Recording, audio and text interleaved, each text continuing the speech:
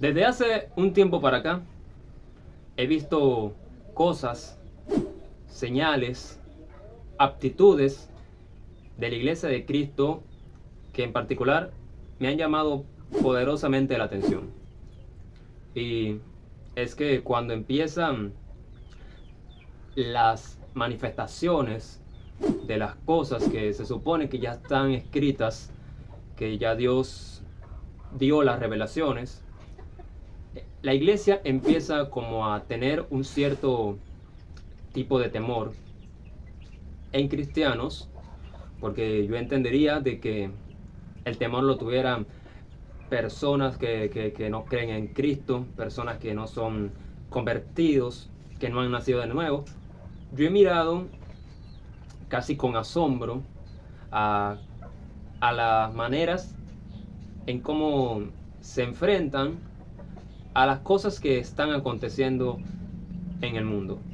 Y nunca falta aquellas teorías de conspiración, de que bueno, ya se abrió el séptimo sello, de que ya viene Cristo, que ya no hay nada por hacer, de que bueno, ya el mundo está perdido. Otros empiezan a orar por la situación, pero como con una desesperación, con un miedo. Entonces yo he visto con gran inquietud a una iglesia pequeña, a una iglesia débil y pusilánime. Y yo me he puesto a detallar las cosas que suceden, que están pasando. Y yo digo, o sea, no hay manera de uno alarmarse, de uno decir, wow, esto no me lo esperaba. El mismo Jesús dijo que cuando todo esto empieza a ocurrir, no nos alarmemos, porque todo eso es necesario que acontezca. No se alarmen cuando estas cosas empiecen a suceder, porque todo esto es necesario que acontezca. Así que yo, en lo particular, no me he sorprendido tanto de las cosas que acontecen, sino de cómo la iglesia reacciona. Y no voy a negar que a veces, con cosas que permiten, con cosas que hacen, yo me haya sentido ofendido como cristiano. Veo cómo la tecnología, cómo la inteligencia artificial, cómo el internet ha desviado a muchos niños, a muchos jóvenes del verdadero camino, de los valores. Y no estoy hablando del camino de Dios, estoy hablando en general, a los que conocen y a los que no conocen de Dios, cómo esta nueva normalidad ha desviado a la nueva generación de los caminos de los valores, del por favor, de dar las gracias. Y a veces uno se pone a pensar como que el Espíritu Santo estaba desactualizado cuando profetizó en Joel que en los postreros días los niños iban a profetizar y los ancianos iban a soñar. A veces creemos de que el Espíritu Santo estaba desactualizado. Y hay algo que está ocurriendo en Venezuela, independientemente de lo que pasó al principio del año. Hay cosas que están pasando, que están aconteciendo, y que es necesario que la iglesia tenga una pisada fuerte, una pisada con autoridad y una voz que no tenga miedo, porque son cosas que nos deberíamos de actuar, de imponernos, de alzar la voz, lo cual no quiere decir que vamos a construir un reino invisible en lo visible, pero hay cosas que la voluntad de Dios es tener pie firme, mano dura y una voz que no tenga miedo a decir lo que hay que decir. Así que yo quiero que ustedes vean este video, que es corto, de unos 30 segundos, para que ustedes me entiendan a dónde quiero dirigir el mensaje de hoy. Esto está pasando en Venezuela. Quiero pedirle aquí, frente a la sexodiversidad, Quiero pedirle a la Sala Constitucional del Tribunal Supremo de Justicia, quiero una doctrina sobre la diversidad como un derecho humano fundamental. Quiero, por favor, a la Sala Constitucional que demos ese aporte al país. Nuestro país lo espera. Vamos a construir lo que significa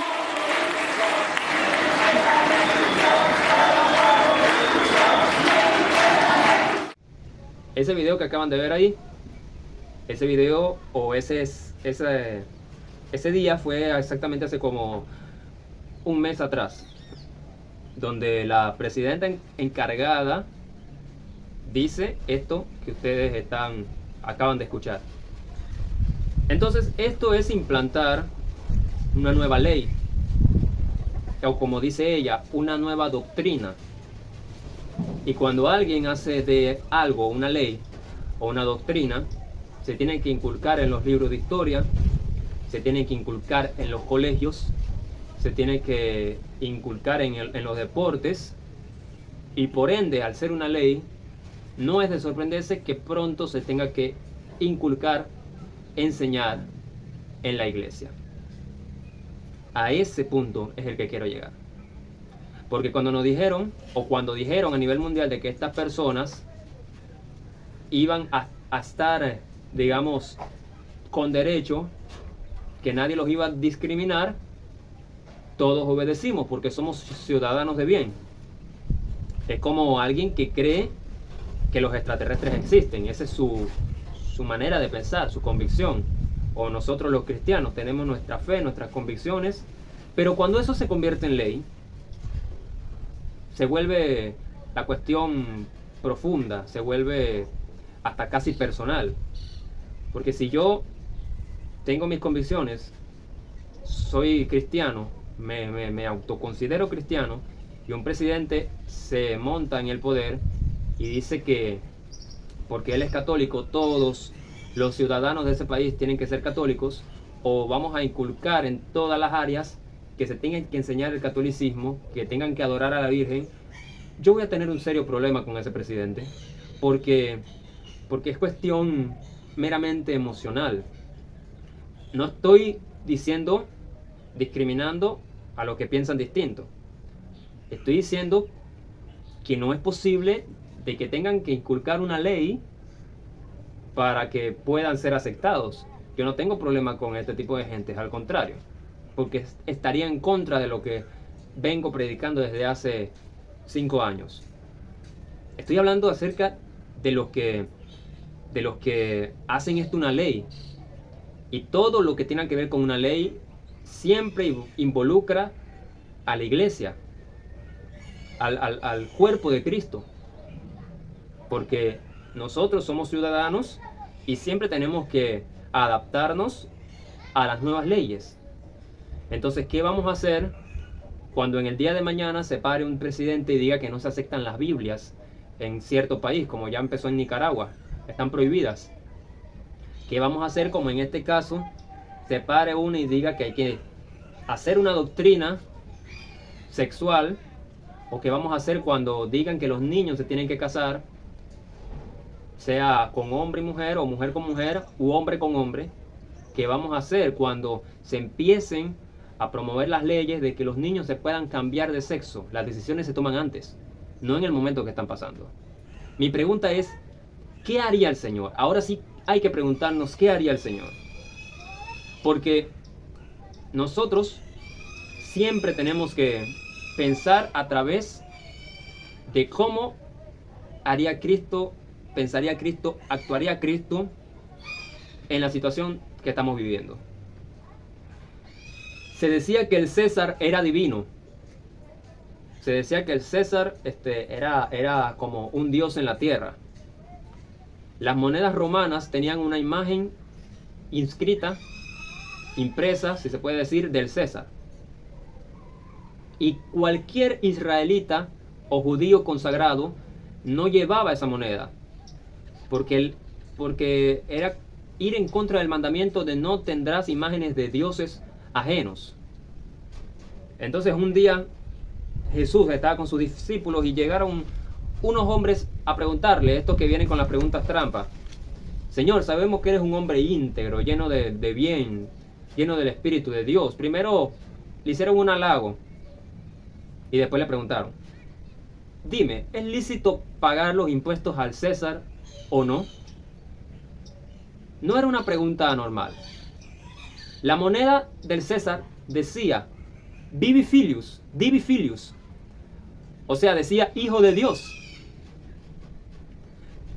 Y había pasado algo, había un Judas, no el Judas el traidor, y tampoco el autor del libro de la Biblia que lleva su nombre, otro Judas, se le decían Judas el Galileo.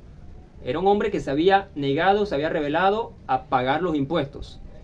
Y Roma, junto a él, junto a todos sus discípulos o sus seguidores, lo crucificaron y lo dejaron en las veras del camino para que los judíos supieran lo que les pasaba a las personas que se negaban a pagar los impuestos. Lo habían puesto así en el camino para que todo el mundo los viera.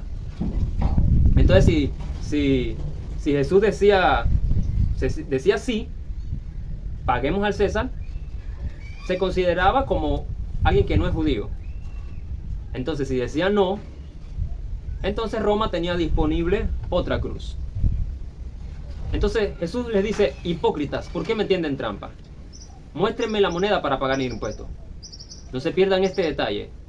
Muéstrenme la moneda. Él no llevaba esa moneda, no la conocía. Y cuando ve la moneda y ve la imagen, ¿de quién es esta inscripción? ¿Y quién es este que está aquí? Le dijeron, ese es César. Y Jesús dijo, denle al César lo que es del César, y a Dios lo que es de Dios.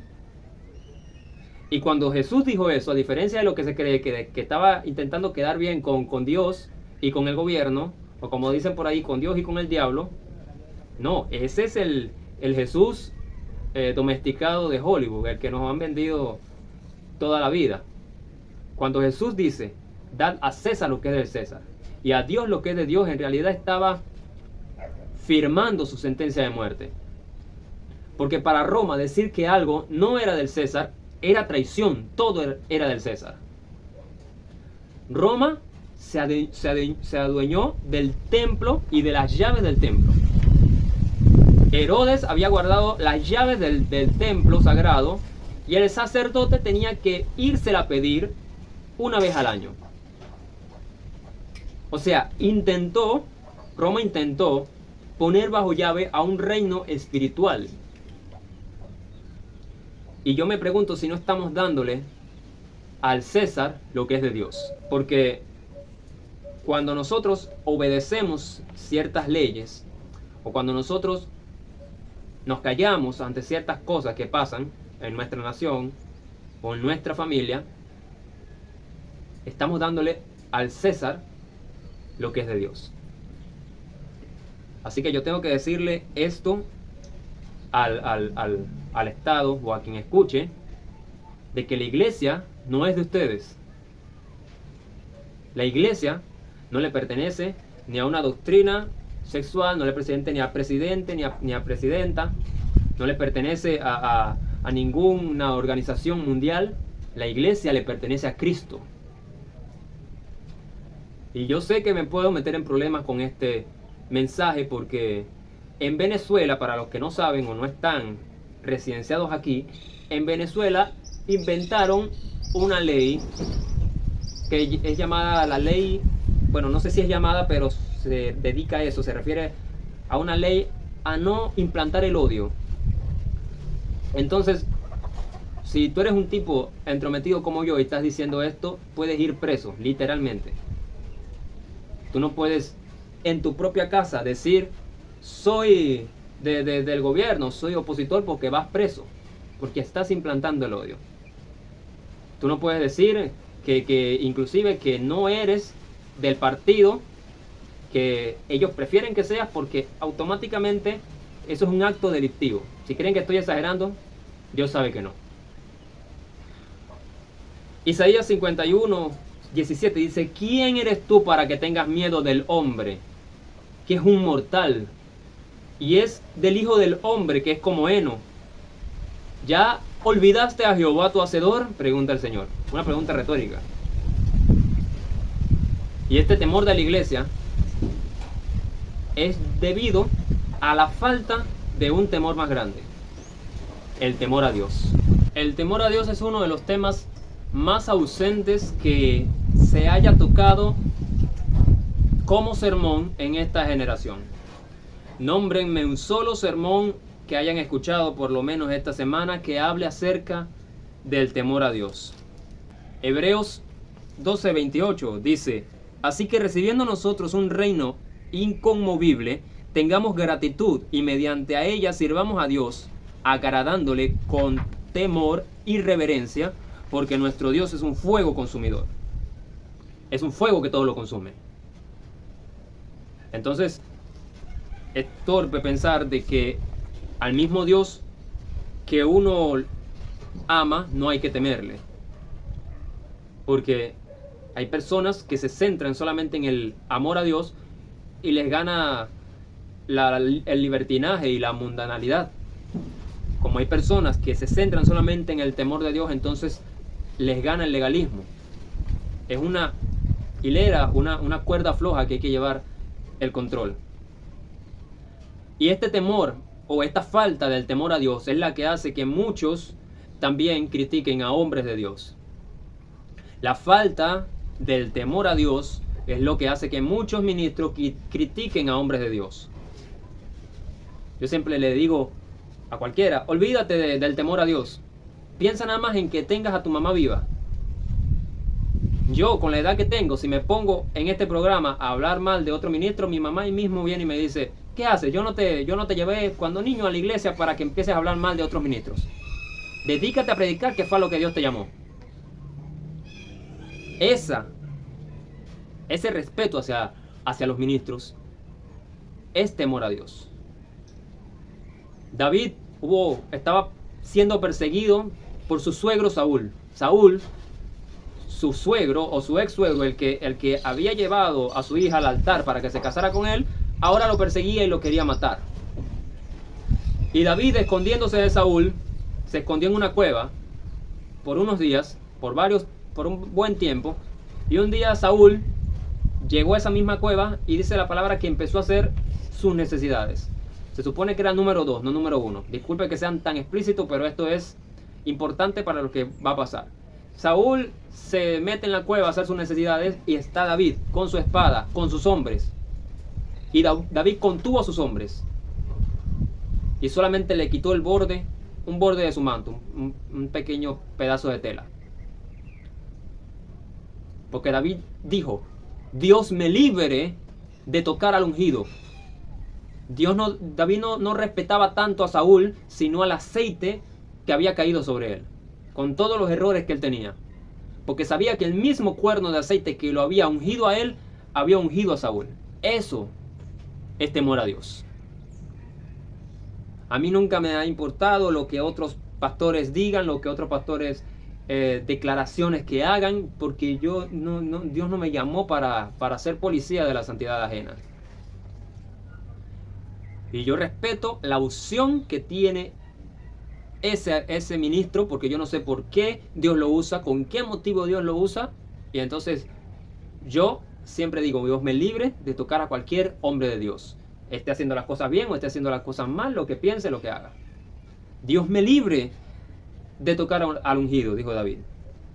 ¿Por qué? Porque no le tenemos miedo a lo que no conocemos. Cuando somos niños y vemos el fuego, lo queremos tocar porque no sabemos. No le tenemos miedo hasta que nos quemamos.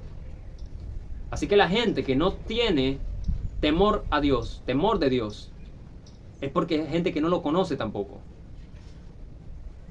Me dice personas que no conocen, que son inconversas: oye, pero ustedes entre los cristianos sí se tiran entre ustedes. ¿No tienen miedo de que Dios lo liquide? ¿Y yo con qué moral le voy a decir: oye, pero ¿por qué tú dices así? ¿No tienes temor a Dios? Me diría: ustedes tampoco lo tienen. Porque inclusive la gente que no conoce a Dios tiene más temor de Dios que los que sí lo conocemos. Mi pregunta es: ¿por qué César metió tanto miedo? ¿Por qué el gobierno metió tanto miedo a la iglesia en lo que se supone que nunca le debimos haber tenido miedo? Esa es la gran pregunta. Porque decimos la gente, los cristianos, decimos que Jesús es amor, Jesús es tierno, Jesús es bondadoso, compasivo, tierno. Él era y es todo eso. Pero eso no es todo el cuadro. El Jesús que agarró un látigo y a fuerza sacó a los mercaderes que estaban robando en el templo, parece que quedó en el olvido. El Jesús que cuando lo vinieron a crucificar, dice la palabra que llegaron los guardias y dijeron, ¿dónde está Jesús? Y él dijo, yo soy. Y dice que todos retrocedieron y cayeron. Juan 18:6. Cuando llegaron a apresarlo, le dijeron, ¿dónde está Jesús? Y él dijo, yo soy. Y todos retrocedieron y cayeron.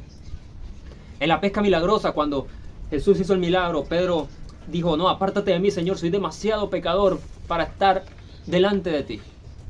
O sea, el temor es una reacción natural del que es imperfecto ante el que es perfecto.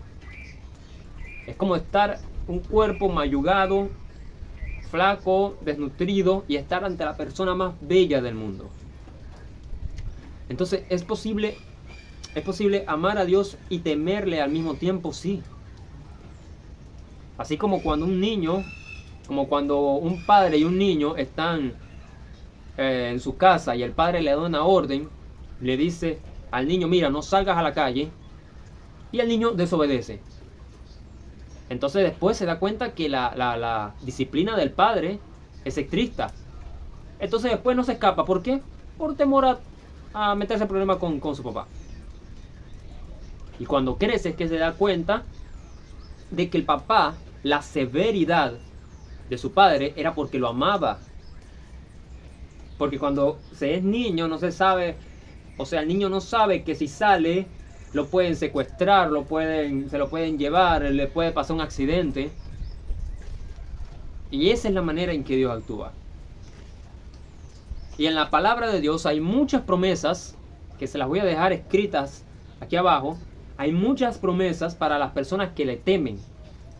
Porque ustedes saben que hay varios tipos de predicadores. Están los predicadores profundos y también están de los otros, de los que lanzan palabritas de positivismo.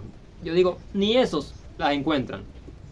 Miren las promesas que hay para las personas que temen a Dios. Promesa de provisión está en el Salmo 34:9.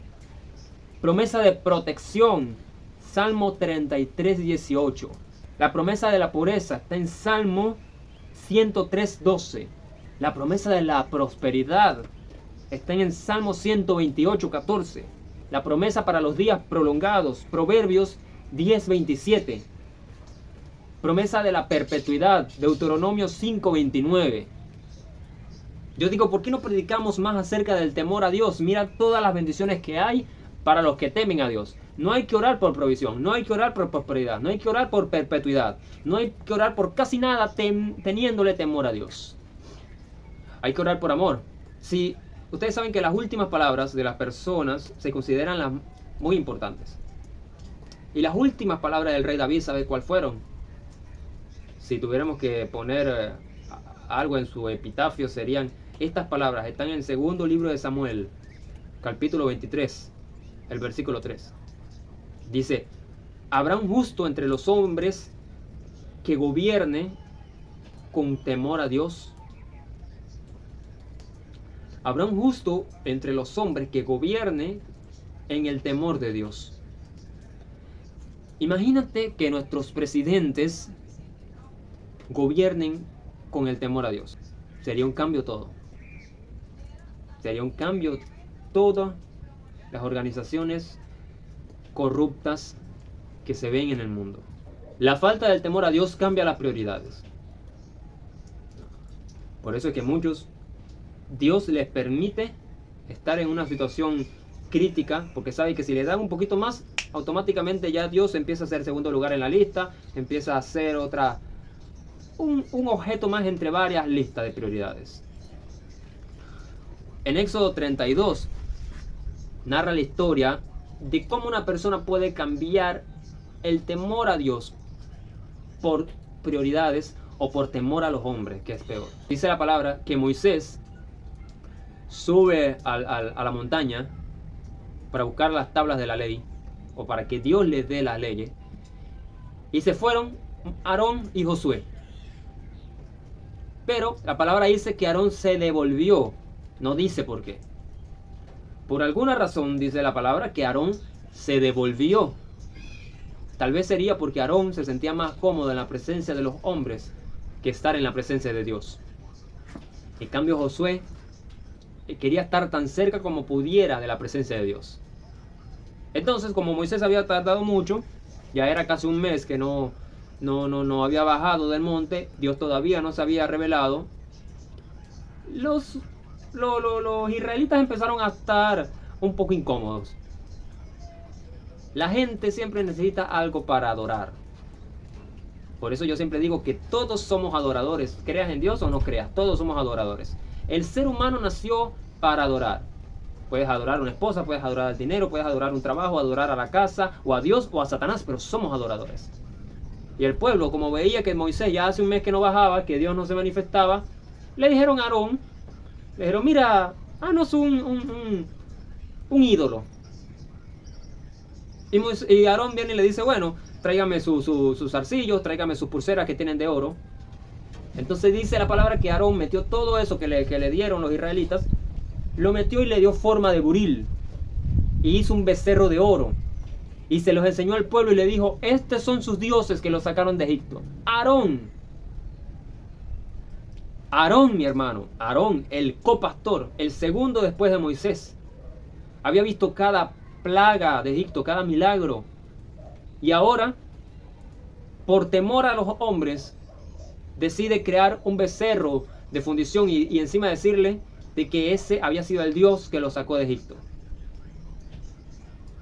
Prefirió tenerle miedo o temor a los hombres que al mismo Dios, viendo todas sus manifestaciones.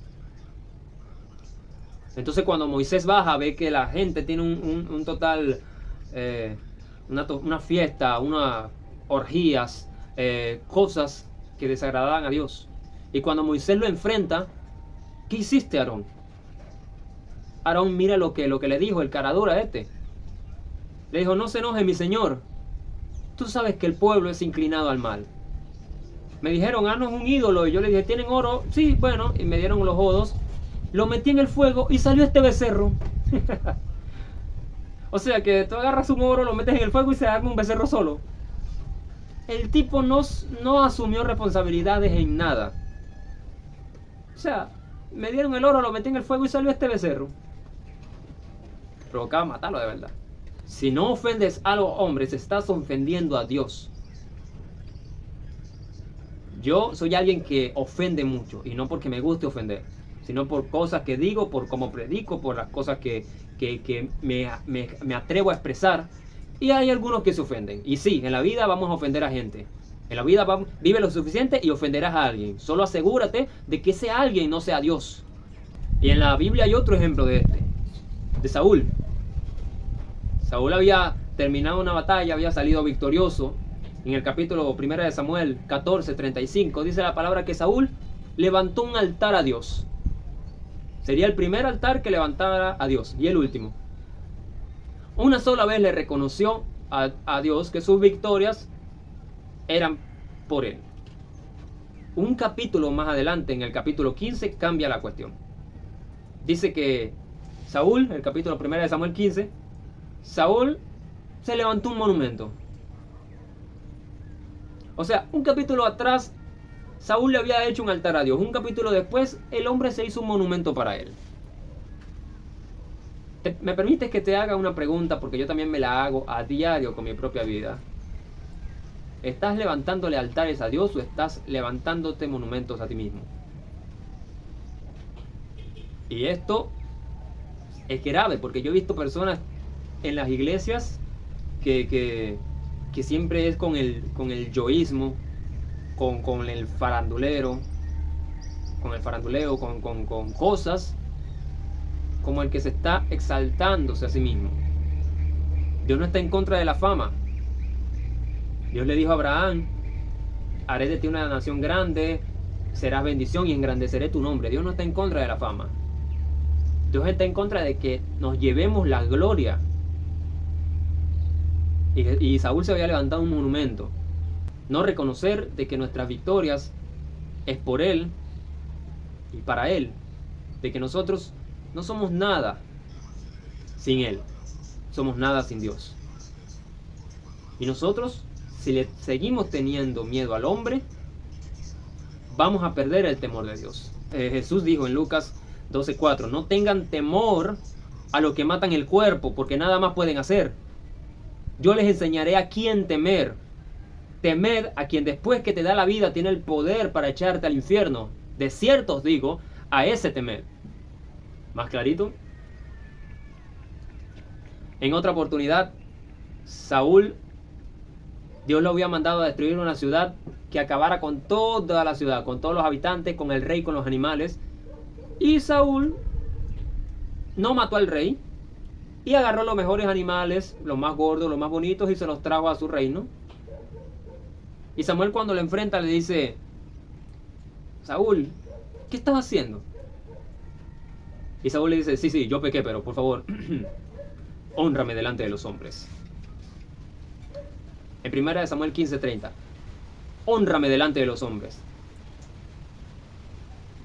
Y entonces, en otra oportunidad, Saúl iba a enfrentar un ejército más grande que él. Entonces él sabía que no podía contra ese ejército. Entonces manda a llamar a Samuel, y Samuel le dice que va a llegar en 7 días. Debido a que Samuel tardaba a lo acordado, Saúl decide ofrecer el sacrificio él mismo. Cuestión que tenía que hacer Samuel. Entonces Samuel le dice: bueno, ya que tú no has obedecido ninguna de las órdenes de Dios, que has hecho lo que te ha dado la gana, Dios se va a levantar un hombre conforme al corazón de él, porque tú no guardaste una orden. Y eso es lo que trae la desobediencia o la falta del temor a Dios. El gobierno puede decir, hacer o imponer cosas que van en contra de nuestras convicciones. Pero como dije al principio, yo voy a tener un serio problema con ese presidente, con ese jefe de Estado, con ese ministro, cuando me quieran imponer cosas ridículas que no tienen nada que ver con los derechos humanos. Hace poco también el ministro de Educación dijo que a los niños no había que mandarles a hacer tarea, no había que mandarles a hacer oficio. Entonces, ¿qué estamos criando? Vagos, monstruos, personajes frustrados con la vida porque van a pensar que la vida le debe algo. Y esas leyes estúpidas y ridículas son las que yo, como ciudadano, no estoy dispuesto a aceptar. Y mucho menos cosas como lo que está diciendo esta mujer, de hacer una doctrina sexualizada, porque simplemente es un derecho humano. Todos tenemos derechos humanos. Pero así como con la corrupción, de que los derechos humanos no van en contra del asesino.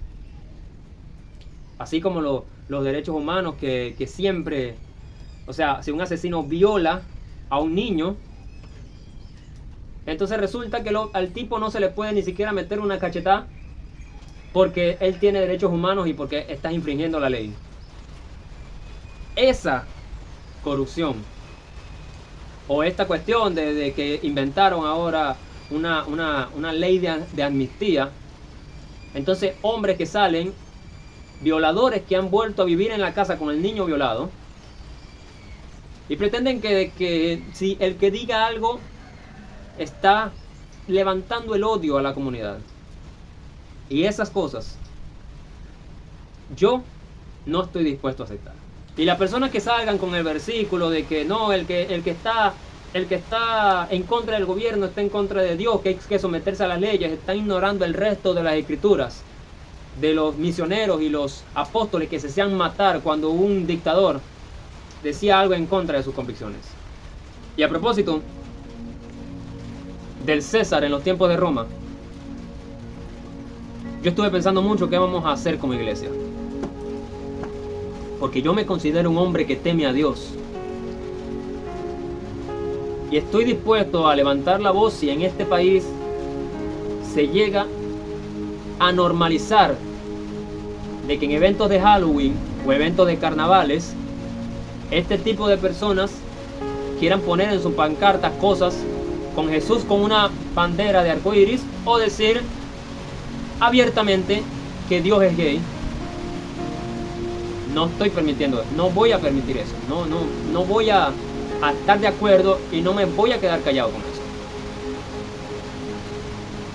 Habían tres maneras de reaccionar contra el gobierno en los tiempos de Roma. Estaban los celotes, que ellos querían derrocar al gobierno de César. Eran celotes, terroristas, disidentes del gobierno de facto. Y los metían presos por faltar a la ley y no impactar a nadie. Yo no voy a ser un celote en este tiempo. No me voy a hacer meter preso. No voy a permitir que por una torpeza mía, por infringir la ley, termine arruinando un propósito divino. No en este momento. Había otra manera de reaccionar en los tiempos de Roma, los esenios. No se los menciona en la Biblia, pero los libros históricos se los reconoce a los esenios como la comunidad que se retiró por completo para tener una vida de pureza. Dormían en cuevas y tipo los menonitas. Tampoco impactaron a nadie. El Señor no fue un esenio. Yo tampoco pretendo ser uno. Yo no me voy a meter en una iglesia a orar para que esto se acabe, porque así no funciona tampoco. Estaba en la tercera manera de reaccionar, los saduceos, los seduceos, que se unían al gobierno. Eso no tenían problema. Le decían, bueno, vamos a crear una doctrina sexualizada que inclusive hasta la iglesia va a tener que aceptarla. Está bien, vamos a hacerlo. Vamos a tener que incluir esta cultura en las escuelas, así los niños tengan 5 años. Y vamos a darle un besito a una niña, un besito a un niño y después para ver qué sienten. Está bien, la aceptemos. Siempre había de esos, aceptando todo lo que el César decía. Jesús dijo, la imposición como los celotes no es el camino. No voy a pelear contra la ley. La retirada como los esenios no es el camino. No voy a esconderme. Y unirme al gobierno como los seduceos tampoco es el camino. No voy a rendirme. Y abrió un cuarto camino. Hay cosas que no son del César. Hay cosas que ni siquiera le competen a él. Yo no estoy diciendo de faltar a la ley. Aquí en mí yo soy un predicador que siempre te va a decir que respetemos la ley. Pero no voy a permitir de que leyes estúpidas e innecesarias se quieran levantar en la vida de mis familiares, de mis hijos, de mis sobrinos, de los hijos de mis amigos, porque entonces voy a tener un serio problema con este gobierno. Y yo voy a hablar y me van a poner mensajitos y me van a venir a decir cosas, y yo no voy a infringir la ley, simplemente no voy a seguir la estupidez caprichosa de un César, porque yo sí respeto la ley. No tengo problema en que si estoy trabajando en una empresa tengo que pagar al señal mi dinero, no tengo problema con eso, pero no caprichos de un César que decide ponerse en su moneda hijo de Dios y hay que adorarlo. No todas las cosas son del César, y el reino de Dios no es del César. El reino de Dios no es del César. Los niños no son del César. Las familias de Venezuela no son del César. Entonces yo los invito a una revuelta en oración, a un ayuno dirigido a algo, a una oración dirigida, no solamente orar con ese miedo y orar y simplemente no hacer nada. No tengas miedo. Nada revela el carácter de la iglesia como los tiempos de prueba. Y César, hay cosas que no son tuyas. Si quieres si tienes tus convicciones, si tienes tus maneras de ver la vida, sin importarte el diseño original que Dios ha creado, ese es tu problema y yo lo respeto. Allá tú. Pero no quieras venir a implantar decisiones doctrinales estúpidas e innecesarias a las vidas venezolanas, porque entonces tanto yo como varios vamos a tener un serio problema contigo. Y si quieres incluir esta cultura gubernamental en las congregaciones de las iglesias, entonces yo no tendré iglesia. No iré más a iglesias físicas, predicaré en las calles, haré cualquier otro tipo de cosa. Porque si esa va a ser la regla, entonces yo no formaré parte de eso. No seré un esenio. Porque el reino de Dios no le pertenece al César, ni al gobierno, ni a nada por el estilo.